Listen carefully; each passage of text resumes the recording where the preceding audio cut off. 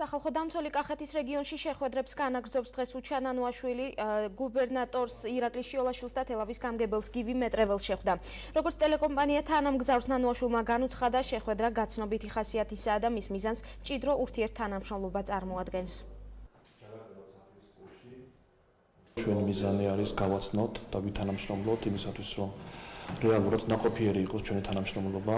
მას შემდეგ, რაც კახეთის რეგიონში გაიხსნა ჩვენი ოფისი, მე ვფიქრობ, არის მნიშვნელოვანი ჩვენი მჭიდრო თანამშრომლობა და კოორდინაცია მთელი რიგი საკითხებთან დაკავშირებით. დღეს ასევე ვგეგმავთ ბანკის ხეობაში გამგზავრებას, სადაც შევხვდებით ადგილობრივ მოსახლეობას, გავეცნობებით იქ არსებულ სიტუაციას, პრობლემებს. გარდა ამისა, ცალკე ასევე შევხვდებით ლაფანყურის სპეცოპერაციის დროს დაღუპულ ის და ოჯახის წევრებს, გავესაუბრებით მათ და რეალურად გვინდა მივიღოთ უფრო მეტი ინფორმაცია იმ მდგომარეობის შესახებ, რომელიც დღეს არის ბანკის ხეობაში.